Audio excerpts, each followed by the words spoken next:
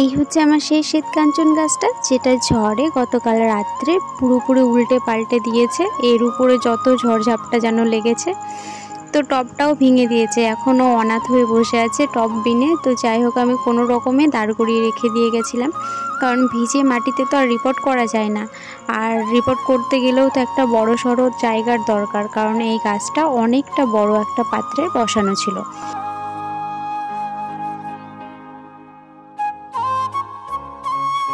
আর আমার ওই কাঞ্চন গাছটার পাশে রয়েছে একটা সুন্দর করবী ফুলের গাছ, যেটা আমি কাটিং থেকে তৈরি করেছি। আর দেখুন, কুঁড়িতে ভর্তি হয়ে গেছে গাছটা। তো ফুল কিছুদিনের মধ্যেই ফুটতে শুরু করে দেবে। আর এই ফুলগুলো ফোটার জন্য আমাকে কিন্তু খুব তাড়াতাড়ি খাবার প্রয়োগ করতে হবে গাছটার মাটিতে। তো যাই হোক, এদিকে দেখুন কত সুন্দর গোলাপ ফুল ফুটেছে, একটা হলুদ কালার ফুল ফুটেছে আর একটা খয়েরি কালার ফুল ফুটেছে। আর খয়েরি কালার ফুলটা যেন গাছের পাতার আড়ালে লুকিয়ে রয়েছে, ও বেরোবে না বলে ঠিক করেছে, ঝড়ে ভয় পেয়েছে হয়তো। তো যাই হোক, আমি আর কি মারলাম।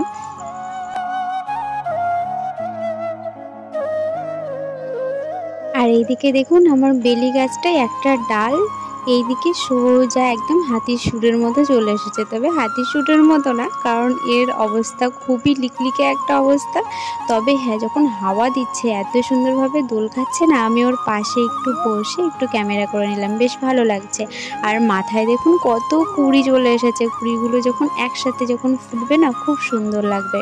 তো সেই জন্য আর কি ডালটাকে কাটছি না, থাক ওইভাবেই থাক, ওরটা একটা আলাদা সৌন্দর্য লাগছে।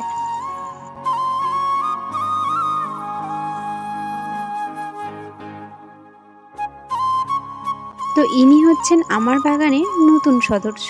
শুধু ইনি নয়, আরও দুটো চারা গাছ আমি নিয়ে এসেছি। তো এটা হচ্ছে কাটা মুকুট। আর কে কী নামে জানে না সেটা আমি জানি না, কে কী নামে জানেন সেটা আমাকে কমেন্টে লিখে জানাবেন। আমি কিন্তু কাটা মুকুট হিসেবেই জানি, তবে এটা মিনি ভ্যারাইটিটা। তো এর সাথে রয়েছে আরও দুটো নয়নতারা ফুলের চারা, যেটার কালার একটা সাদা আর একটা গোলাপি। তবে দুটো পাশাপাশি রেখে ক্যামেরায় মনে হচ্ছে যেন দুটো সেম চারা গাছ নিয়েছি, কিন্তু দুটোর কালার ভালোভাবে লক্ষ্য করলে একটু ডিফারেন্ট আছে।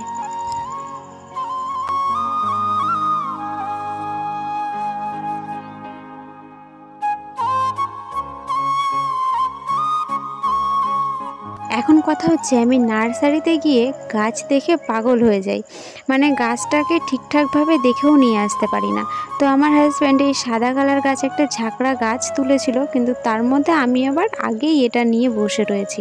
তো সেই জন্য আমি অতটা ভালো করে লক্ষ্য করিনি। তবে বাড়ি এসে দেখছি যে ডালটা অনেকটা বেঁকানো, আর হচ্ছে মাটিটাও মাঝখান থেকে মনে হয় যে টেনে বার করা হয়েছিল গাছটাকে, পরে আবার নতুন করে বসানো হয়েছে। তো যাই হোক, তবুও মনে হয় গাছটা পরে ঠিক হয়ে যাবে। আর আমি যদিও বা যখন রিপোর্ট করব, তখন আমি এই ডালটা মাঝখান থেকে কেটে দেবো যাতে ঝাঁকড়া হয়। তো আমি পর্তুলাকা ফ্লাওয়ার প্ল্যান্টের জন্য কিছু প্লাস্টিকের গামলা নিতে গেছিলাম, একটু ছড়ানো ধরনের, কারণ পর্তুলাকা ফ্লাওয়ার প্ল্যান্ট একটু ছড়ানো পাত্রেই বেশি সুন্দর হয়, সেই জন্য আর কি আনতে গেছিলাম। তো সেখানে আমি 4টে প্লাস্টিকের টব নিয়েছি। যদিও বা আমার ছাদ বাগানে বেশিরভাগই সবই মাটির টব দেখতে পাবেন। আর আমি প্লাস্টিকের টবগুলো খুব একটা পছন্দ করি না, কারণ এর আগে আমি দুটো প্লাস্টিকের টব ইউজ করেছি। তো সেইগুলোতে না গাছের গ্রোথটা খুব একটা বেশি ভালো হয় না, যার কারণে আমার মনে হয় যেন মাটির টবগুলোই বেস্ট। কিন্তু তবুও কি মনে হলো যে না, 4টে প্লাস্টিকের টব নিয়েই নিই। একদম সমস্তগুলোই তো মাটির টব আমি ইউজ করছি। আর ইদানিং আমি কিছু তেলের টিন নিয়ে এসেছি, যেগুলোকে আমি প্রাইমার মেরে কিছু পার্মানেন্টলি প্ল্যান্ট লাগিয়েছি। জানি না সেইগুলোতে গাছের গ্রোথ কেমন হবে। যদি ভালো হয়, পরের বছরে ইচ্ছা আছে একটু বেশি করে তেলের টিন নিয়ে এসে ভালো করে প্রাইমার মেরে ওগুলোতে গাছ লাগাবো। কারণ আমার ছাদ বাগানে বেশিরভাগই সমস্ত বড় বড় গাছ, যেমন জবা, কাঞ্চন, নাগচম্পা, চম্পা, তারপর বাগান বিলাস, করবী। তো এইগুলো তো পার্মানেন্টলি প্ল্যান্ট, আর এইগুলো লাগানোর জন্য একটু বড় সড়ো পাত্রই ভালো লাগে। তো যাই হোক, এই যে আমি পর্তুলাকা ফ্লাওয়ার প্ল্যান্টের জন্য এই গামলাগুলো পছন্দ করেছি। তো এরকম ছড়ানো পাত্রে পর্তুলাকা ফ্লাওয়ার প্ল্যান্ট অর্থাৎ টাইম ফুলগুলো বেশি সুন্দর হয়, সেই জন্য আমি আর কি এইগুলোই পছন্দ করেছি। আর আমার লালগুলো পছন্দ ছিল, আর যে সবুজ কালার দুটো দেখছেন তো ওই দুটো দোকানদারের পছন্দ। তো আমাকে বলছে তুমি এই সবুজগুলো নাও, সবুজগুলো বেশি সুন্দর লাগবে টাইম ফুল লাগালে। তো সেই জন্য আর কি আমার কথাও রাখলাম আর দোকানদারের কথাও রাখলাম, যদিও বা দোকানদার কাকু খুবই বয়স্ক ছিলেন, তো ওনার কথা আর ফেলতে পারলাম না। আমি ভাবলাম তাহলে সব কটাই নিয়ে নিই। আর এই যে একটা স্প্রে নিয়েছি, তো এই যে পাইপ ছিল না বলে এর আগের স্প্রেটা আমার বাতিল হয়ে বসেছিল। আর এই যে এটা আমি গতকাল রাত্রে আমি কিছু গাছে স্প্রে করেছি, তো সেই আর কি পাইপের মধ্যে কিছুটা জল ছিল, সেটাই আমি আর কি এই গাছগুলোতে একটু স্প্রে করে দিলাম। তো আমার আগের যে স্প্রে বোতলটা ছিল, স্প্রে বোতল না, এই যে স্প্রেয়ারটা ছিল, তো সেইটা কিন্তু আমি ভাবলাম হয়তো এই পাইপটা এটাতেও কাজ করবে, কিন্তু এটাতে সেট হলো না, যার কারণে এটা আমার একদমই বাতিল হয়ে গেল। তো বাতিল হয়নি, তো এটাকে রেখে দেবো, যদি আবার কখনো এরকম কোনো স্প্রেয়ার কিনি তখন আবার হয়তো সেই পাইপটা এটার সাথে সেট হবে, তো একসাথে আমার দুটো হয়ে যাবে।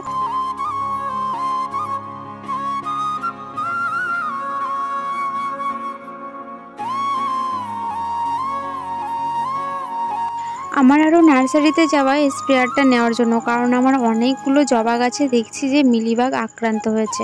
তো খুব একটা বেশি হয়নি, পাতার নিচে নিচে দু একটা হয়েছে, যেগুলো আমি হাত দিয়েই ফেলে দিই। কিন্তু তবুও একটা স্প্রেয়ার খুবই প্রয়োজন, বিশেষ করে জবা গাছের জন্য, কারণ জবা গাছে পোকামাকড়টা বেশিই যেন অ্যাটাক করে। তো যাই হোক, এই কটা জিনিস আমার কেনা হয়েছে। ও তার সাথে একটা টুল নিয়েছি ছোট্ট পড়া ছাদে বসার জন্য, যদিও বা এই ছাদে বসার জন্য টুলটা আমার হাজব্যান্ড কিনেছে, কারণ রাত্রিবেলায় ও ছাদের উপরে বসে বসে মোবাইল ঘাঁটতে আর হাওয়া খেতে ভীষণ ভালোবাসে, যার কারণে এই টুলটা ওই নিয়েছে। কিন্তু ওর আর থাকবে না, টুলটা আমারই হয়ে যাবে, কারণ আমিই বেশিরভাগ ইউজ করব।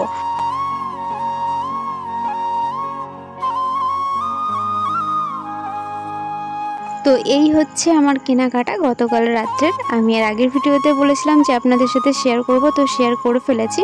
আর এই যে টবগুলো আমি নিয়েছি, বড় দুটো টব আর একটা ছোট্ট গামলা দেখলেন প্লাস্টিকের। তো এই যে এটা হচ্ছে লণ্ঠন জবা, এটাকে রিপোর্ট করব। আর এইখানে একটা স্ট্রবেরি গাছ আছে, তো স্ট্রবেরি গাছটা রিপোর্ট করব ভেবেছিলাম, কিন্তু দেখছি যে না, এইটাতে খুব সুন্দরভাবে সেট হয়ে গেছে। এখন যদি গাছটাকে আবার ডিস্টার্ব করি, আবার ওর গ্রোথ কিছুক্ষণ কমে যাবে। তো যাই হোক, ও ওইভাবেই থাকবে। তো এইবার চলে এসেছি আসল কাজে, কারণ এই গাছটা আগের, তো আগের কাজ আগে করাই ভালো, কারণ গাছটায় প্রচুর কুড়ি রয়েছে। আর এখন যদি গাছটার ব্যবস্থা না করি তাহলে আমি একটুও ফুল পাবো না। আর এই গাছে যখন ফুল ফোটা শুরু করে তখন আমার অন্য গাছের ফুল নিতে লাগে না, এই গাছের ফুল দিয়েই আমার পুজো সম্পূর্ণ হয়ে যায়। তো এই গাছটাকে যদি এইভাবে অবহেলায় ফেলে রাখি তাহলে গাছটা মারা যেতে পারে, তাই আর কি একটা চালের বস্তা নিয়ে চলে আসলাম, কারণ গাছটা তো বড় পাত্রে বসানো ছিল, আর আমাকে বড় সড়ো জায়গাতেই ওকে রিপোর্ট করতে হবে, সেই জন্য আর কি আমার কাছে বড় পাত্র নেই, তাই আর কি এই চালের বস্তাতেই একে রিপোর্ট করব। এখন কথা হচ্ছে, এই চালের বস্তা আমি এত মাটি পাবো কোথায়? তো সেই জন্য আর কি একটা শুকনো কলার পাতা ছিল আমার ছাদে, যেটাকে আমি শুকাতে দিয়েছিলাম সার মাটি বানাবো বলে, সেটাই আর কি একদম তলায় দিয়ে দিলাম। তারপর কিছু সবজির খোসা আমার জড়ো করা ছিল, সেটা দিয়েছি। তারপর চেলে রেখে তারপর যে অবশিষ্ট মাটিটা পড়ে থাকে, সেই আবর্জনা মাটিটা তার উপরে দিয়েছি আর সামান্য পরিমাণে, তারপরে গাছটা বসিয়ে দিয়েছি। তো এটা যেহেতু হার্ডি প্ল্যান্ট, আর খুব সহজে গাছটা মরবে না, আর ততদিনে ঠিক নিচে সবজিগুলো পচতে পচতে মাটি হয়ে যাবে। তো যাই হোক, এখানে দুটো গাছ দেখছেন, একটা হচ্ছে হলুদ কাঞ্চন, মানে আমার এই সাদা কাঞ্চনের সেম একটা গাছ, যেটা হচ্ছে আমার একটা মেয়ে সম্পর্কে হয়, ওকে দিয়ে দিচ্ছি, কারণ ছাদে গাছ রাখার ভীষণ অসুবিধা, সেই জন্য আর কি যে পার্মানেন্টলি প্ল্যান্টগুলো আছে কিছু কিছু আমি জিনিস বিলিয়ে দিচ্ছি। তো যাই হোক, আজকের মতো এই ভিডিওটা এই পর্যন্ত, দেখা হচ্ছে নেক্সট ভিডিওতে। সবাই খুব ভালো থাকবেন।